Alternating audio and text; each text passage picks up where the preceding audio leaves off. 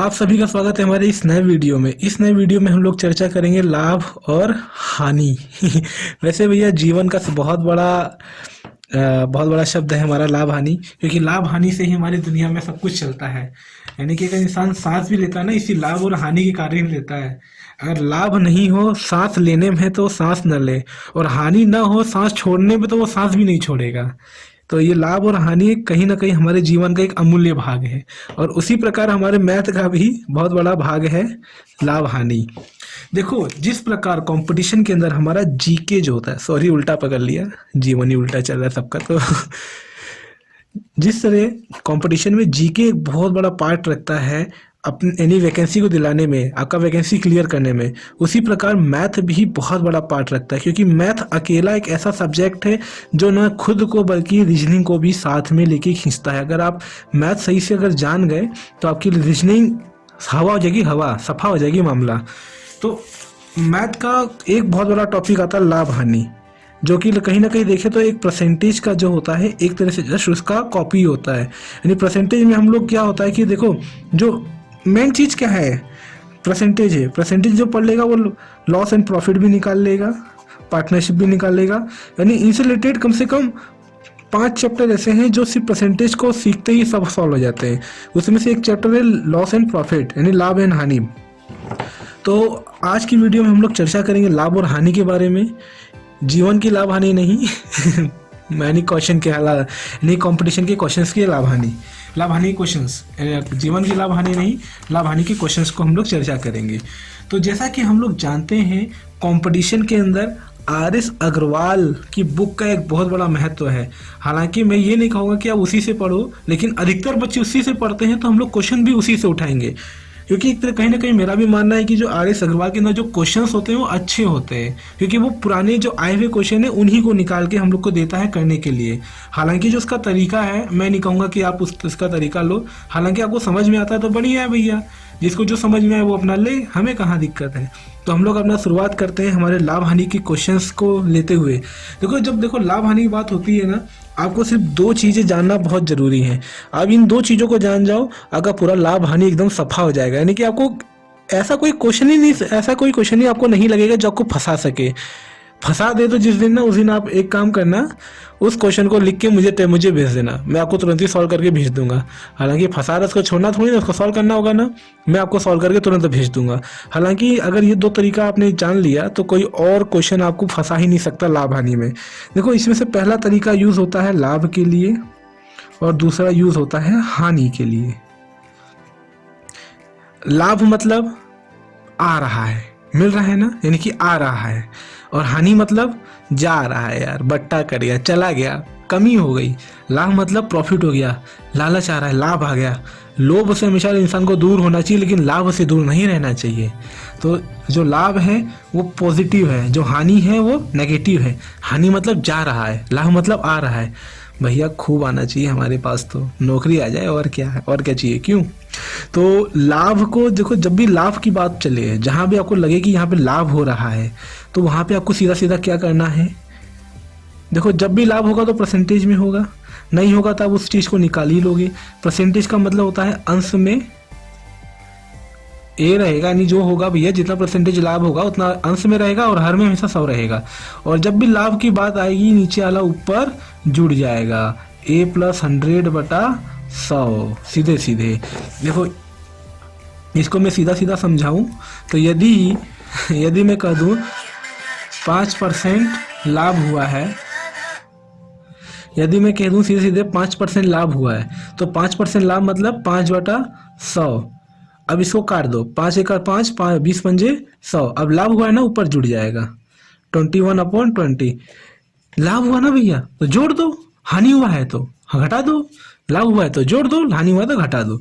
अब इसमें भी देखो परसेंटेज लाभ हानि होगा, इसमें भी कुछ ना ए ही होगा, तो इसमें क्या हो जाएगा a - 100।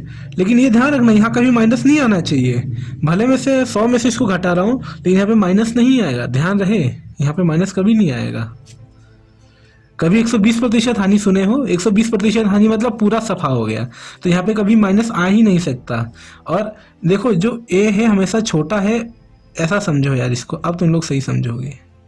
हानि होगा तो ए को माइनस में लेना है और लाभ होगा तो ए को प्लस में लेना है। और यहाँ पे ये प्लस का निशान फिक्स रहेगा, ये 100 फिक्स रहेगा। यानी इधर समझिए आप 5% यदि उसको हानि हुआ है तो क्या होगा, वही 1/20 हल करेंगे तो 5/100 और इसको करेंगे तो 1/20। अब हानि हुआ है ना तो नीचे वाला ऊपर में घट जाएगा, यानी 19/20। ये आपका आएगा नेट वैल्यू। नेट वैल्यू मतलब यही आपका पूरा धन बचा होगा, यानी यही आपका पूरा चीज बचा होगा लाभ और हानि होने के बाद। लाभ होने के बाद 21/20 बचा होगा और हानि होने के बाद 19/20 बचा होगा। समझ गए? चलिए इसको कुछ क्वेश्चंस लेके हम लोग इसको सॉल्व करने की कोशिश करते हैं। RS अग्रवाल को उठाते हैं भैया, आप लोग के सामने प्रदर्शित करते हैं। पहला क्वेश्चन हम लोग देखते हैं। देखो पहला क्वेश्चन जहाँ तक आप लोग को दिख रहा होगा, नहीं दिख रहा है मैं दिखा देता हूँ। दिख जा भाई।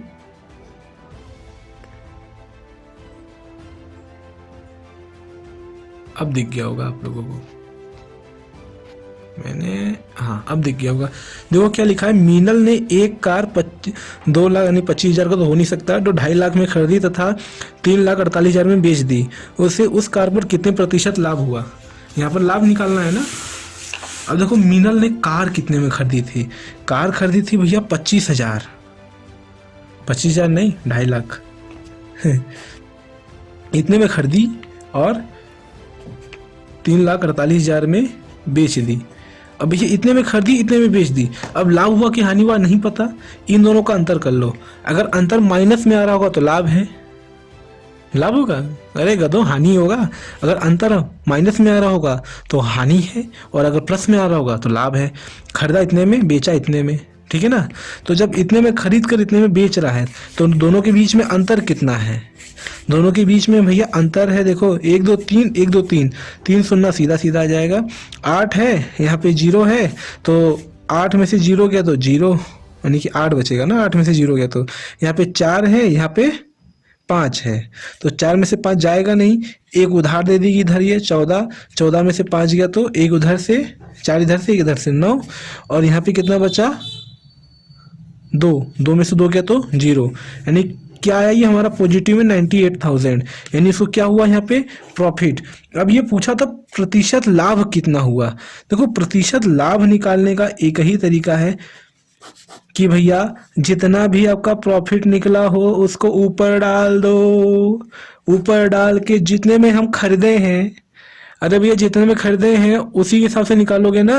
यानी कि आपसे कोई पूछेगा कि 5 रुपए का आप चीज लिए हो 6 रुपया में बेचे हो तो कितना लाभ हुआ, आप बताओगे 1 रुपया। क्या किए हो, 5 में से 6 घटा के 1 बचा, वही 1 रुपया बता दिए हो ना। यानी 5 में से 6 तो नहीं घटेगा, 6 में से 5 घटेगा, तो आप मान लीजिए इसको। और क्या एक, यानी 1 रुपया तभी बता रहे हो ना, यानी किसके सापेक्ष घटाए हो, आपका खरीद के सापेक्ष। खरीदे कितने में थे आप, तो आप जो बेचे उसमें से घटा दो, वही 1 रुपया आ गया। तो लाभ प्रतिशत या हानि प्रतिशत भी इसी के हिसाब से निकलेगा, इसके हिसाब से। यानी आपका जो मुख्य मूल्य होगा, जितने में आपने उसको खरीदा होगा, जितने में आपने उसे पाया होगा, जितने में आपने उसे चाहा होगा, उसी कीमत के सापेक्ष में आपका प्रॉफिट ऑफ लॉस और प्रॉफिट परसेंटेज ऑफ लॉस और परसेंटेज ऑफ प्रॉफिट निकलेगा। जैसे कि A रुपया में आपने खरीदा है, ठीक है ना, A रुपया में खरीदा है और 2 रुपया, A रुपया में आपने खरीदा है और 2 रुपया 3 रुपया का क्या हुआ, लॉस या प्रॉफिट हुआ। तो 2 रुपया ऊपर लिखिए, 3 रुपया जो भी लॉस प्रॉफिट होगा सब यहीं पर आएगा, और गुणित में 100% के बनाने के लिए। समझ गए ना। तो 98,000 आपने उसको प्रॉफिट किया है, 2.5 लाख में वो खरीदा था भैया, परसेंटेज के लिए 100 लगा दिए, 3 शून्य से 3 शून्य, 1 शून्य से 1 शून्य, बेचारे पास बचा कुछ ही नहीं, कंगाल हो गया ये। 5 25, 5 दूनी के 10, 5 से काट लो या 2 से गुणा कर लो। 5 से काटोगे तो तुम्हारा फायदा, नहीं काटोगे तो 2 से गुणा करके तो काटना ही पड़ेगा, तुम्हारी मजबूरी है, तुम कुछ उखाड़ नहीं सकते इसके आगे। तो 8 दूनी 16 के 6, हासिल का 1, 9 दूनी 18 और 1 19, 196 में 5 का भाग दीजिए, जो भी आएगा वो आपका लाभ प्रतिशत कहला जाएगा। देखो 19 से 4 बार तो जाएगा नहीं, 3 बार जाएगा, 5 3 15, 4 बचा 46, 8 पंजे 40, 9 पंजे 45, 39 पॉइंट 1 बचेगा 5 दूनी के 10%, इतना प्रॉफिट हुआ है। तो कोई एक सिंपल सा क्वेश्चन था। इसमें हमने क्या किया, इसमें पूछा था लाभ प्रतिशत कितना है। लाभ प्रतिशत निकालने के लिए क्या करते हैं, जो भी हमारा प्रिंसिपल है उसको किस में भाग लगाते हैं, प्रॉफिट या लॉस के अंदर भाग लगा के 100 से गुना कर देते हैं। ये इतना सिंपल फॉर्मूला है, कोई बताएगा नहीं, जान लो, मैं ही बता रहा हूँ। प्रॉफिट या लॉस जितना भी हो रहा हो उसमें प्रिंसिपल का भाग लगा दो और 100 से गुणा कर दो, जो भी आएगा वो आपका परसेंटेज ऑफ लाभ या परसेंटेज ऑफ हानि होगा, सीधे सीधे।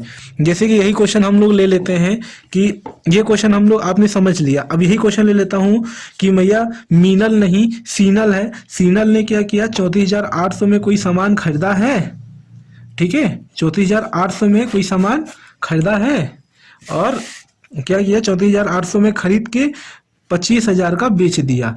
अब पूछ रहा लाभ या हानि कितना होगा। अब यहाँ पे भैया सीधा सीधा हो जा रहा है, 34,000 का खरीद के 25,000 में बेच रहा है, चूतिया था क्या, घाटा लगा रहा है ना ये। तो हमें उससे क्या लेना देना, हमको तो अपना सॉल्व करना है। सॉल्व करने के लिए भैया इन दोनों को घटाओ तो माइनस में हमारा आएगा कितना, 9800 आएगा। जब 9800 आ रहा है, माइनस में आ रहा है, मतलब कि ये लॉस हुआ है, सीधी सी बात है। तो अभी हमें इस माइनस से बस इतना पता करना है कि लॉस या प्रॉफिट है, आगे इसको नहीं लेके चलना है। अब इसका परसेंटेज निकालना है कि कितना लॉस या प्रॉफिट हुआ है। माइनस में तो लॉस हुआ है, तो कितना प्रतिशत हुआ है। तो अब इसके लिए क्या कहेंगे, जो हमारा लॉस एंड प्रॉफिट है वो ऊपर आ जाएगा, 9800 ऊपर आ जाएगा। प्रिंसिपल कितना था, कितना पैसा का हम लगाए थे भैया, 34,800 रुपये हम लगाए थे। और प्रतिशत के लिए हमारा ये 100 से गुणा, 2 शून्य से 2 शून्य गया, और यहाँ पे कुछ बचा नहीं, ये इसमें सीधे सीधे भाग होगा। अब इसमें आप करते जाओ खीरापंथी, आपका आंसर आ जाएगा। यहाँ से हो जाएगा भैया, यानी जो भी हो देख लेना। अगर हम लोग इसको सॉल्व करें, अगर आपकी इच्छा है तो हम चलो सॉल्व ही करा देते हैं, क्या याद रखोगे तुम लोग। इसको हम लोग सीधे सीधे 2 से काट लेते हैं, ठीक है ना।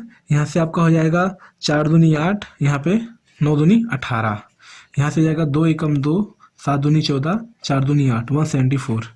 अब यहाँ पे ये डबल जीरो तो लगा हुआ ही है, इसको और काट लेते हैं। 2 दूनी 4, 4 दूनी 8, 2 पंजे 10, 2450 रुपया, 174 का आधा, 8 दूनी 16, 7 दूनी 14, 87।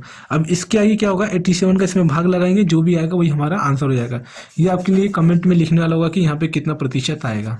तो ये हमारा नॉर्मल सा टॉपिक था आज के लिए, ये हमारा नॉर्मल सा टॉपिक था। जैसे तो छोटे मोटे क्वेश्चन थे ना, इसको समझ में आ गया।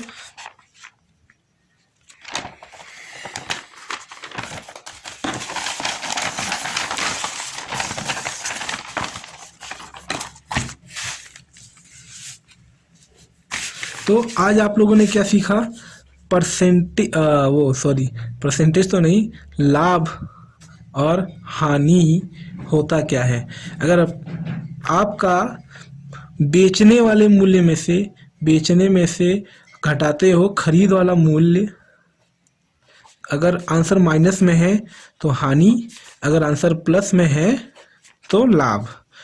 लाभ प्रतिशत कैसे निकलेगा, लाभ प्रतिशत निकालने के लिए जो भी हमारा लाभ हुआ है उसके अंदर खरीद का भाग लगा दो और 100 से गुणा कर दो।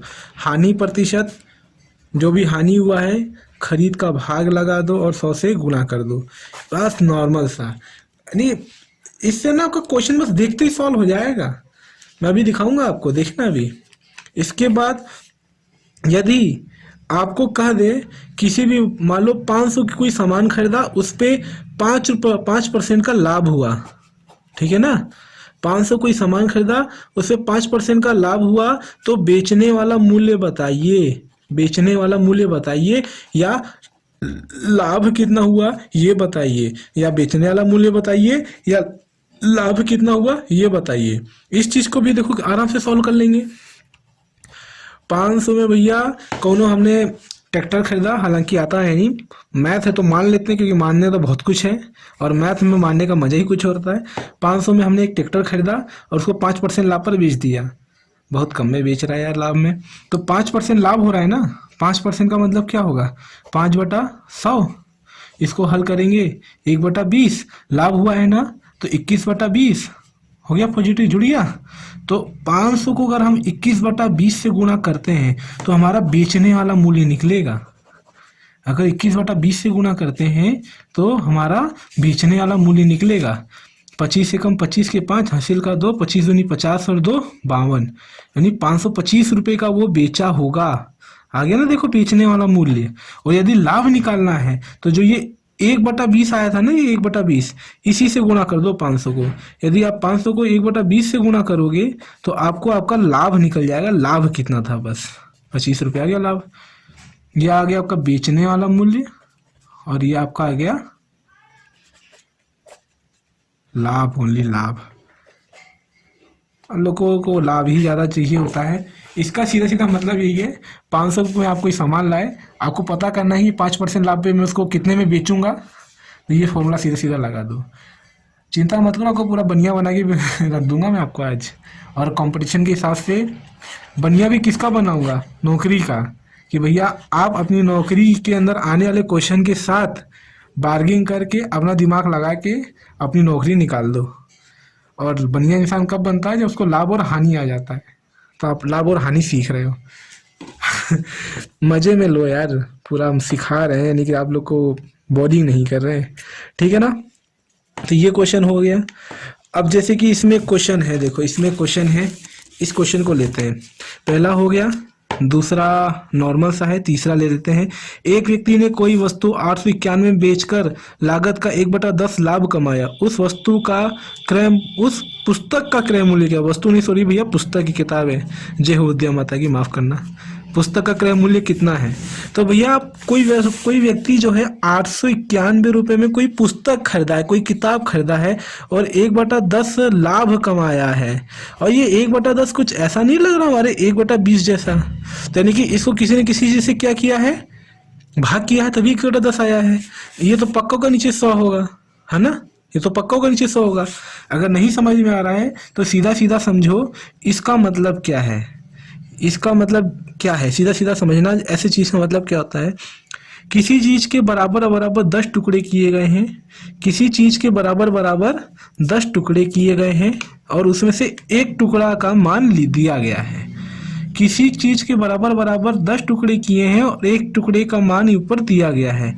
इसका मतलब ये है, अगर यहाँ कहीं पे कोई 2/10 करेंगे, इसका मतलब होगा किसी चीज के 10 इक्वल टुकड़े किए गए हैं, यानी कि आपको 10 बार तोड़ के 2 बार मलहम लगा दो, बस ये समझ लो।